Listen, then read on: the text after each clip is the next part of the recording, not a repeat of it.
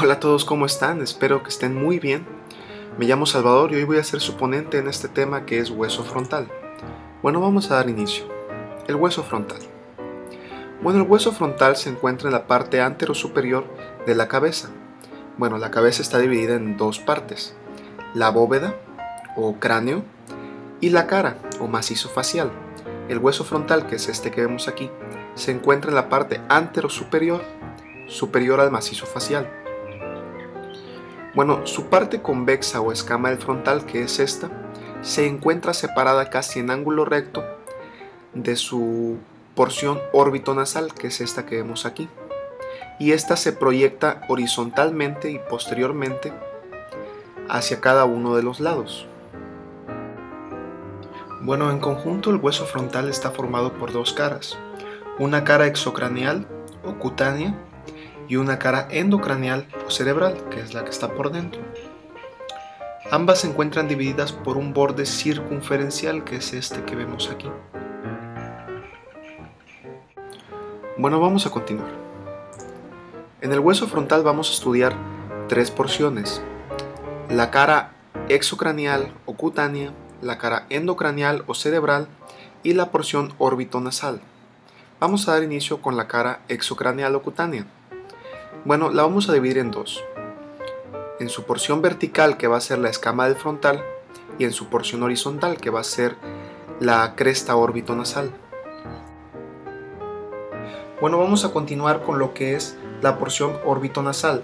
Vamos a encontrar tres porciones: una porción medial, que es el borde nasal, que se articula medialmente con los huesos nasales y lateralmente con las apófisis frontales del maxilar superior, y dos bordes laterales, que van a ser los bordes supraorbitarios. Estos van a formar parte de lo que sería la cavidad orbitaria. Bueno, ahora vamos a hablar de los bordes supraorbitarios. Tienen una característica muy importante: lateralmente son cortantes y medialmente son romos.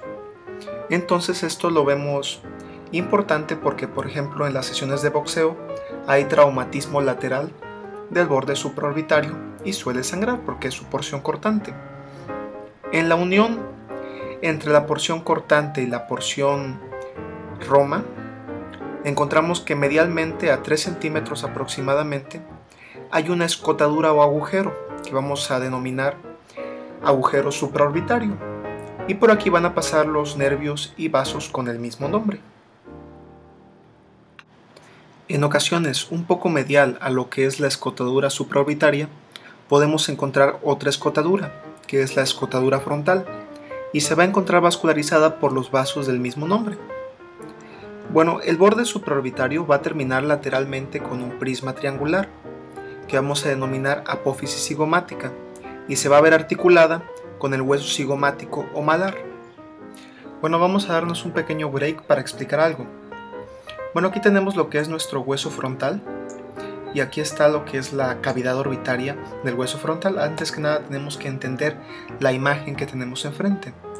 Este que ven aquí es el hueso lagrimal, esta es la lámina orbital, este es el ala menor del hueso esfenoides, aquí está el ala mayor del hueso esfenoides. Todo esto lo vamos a ver más adelante en otros videos.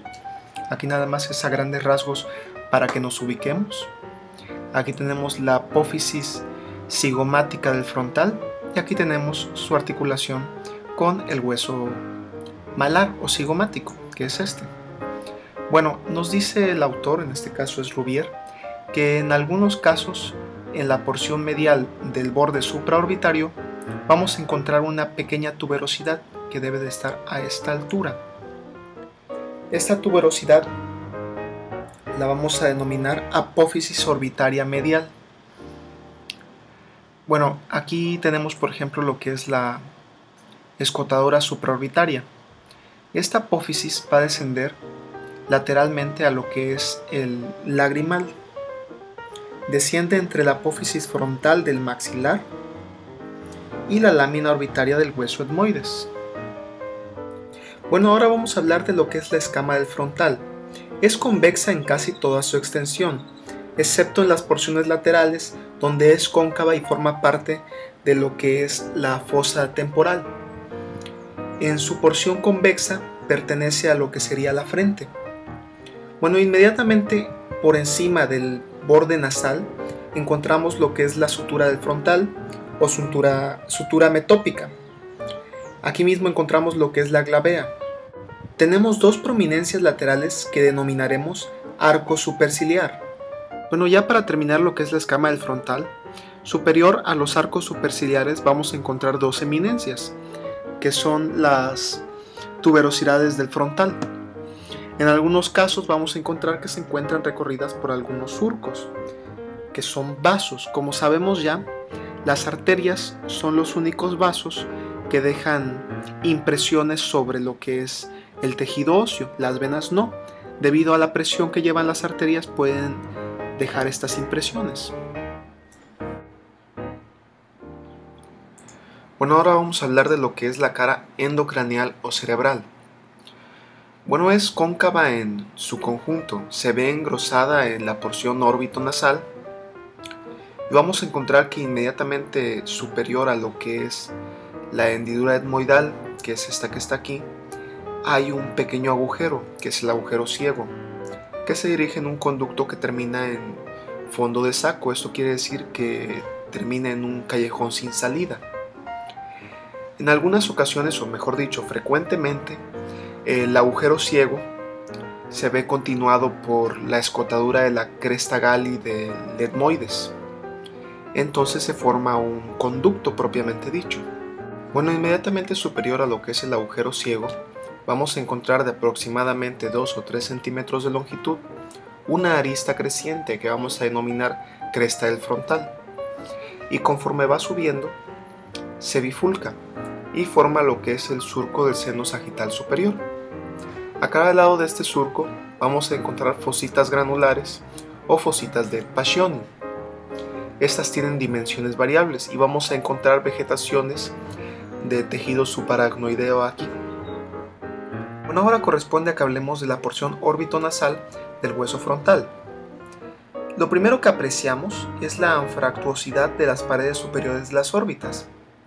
Las depresiones que encontremos en esta porción las vamos a denominar impresiones digitales y las pequeñas tuberosidades las denominaremos eminencias mamilares. Estas se encuentran inferiores a las fosas frontales. Bueno, estas impresiones y eminencias corresponden a las circunvoluciones del lóbulo frontal. Bueno, ahora debemos pasar a la última porción que vamos a estudiar, que es la órbito nasal. Rápidamente logramos identificar una escotadura media, que es la escotadura etmoidal. Nos refiere Rubier que tiene una forma más o menos rectangular y que inmediatamente posterior al borde nasal tenemos una larga apófisis, que es la espina nasal. Bueno, ya casi terminamos. Ahora vamos a hablar de estas hemiceldillas que ven aquí, que son las hemiceldillas del frontal. Cuando se articula el etmoides en esta porción, también tiene otras hemiceldillas y cuando se unen forman celdillas.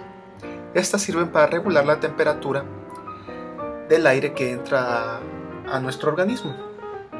Además tenemos canales como este, canales oblicuos casi transversales, que al articularse el etmoides forman canales propiamente dichos.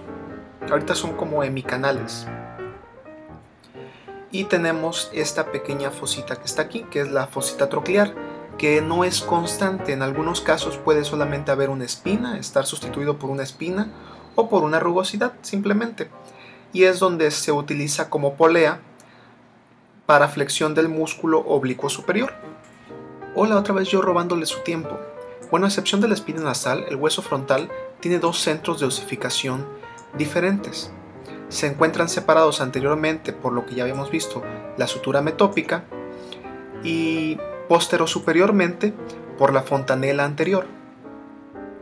Entonces debemos entender que el hueso frontal se osifica por separado y se va suturando medialmente.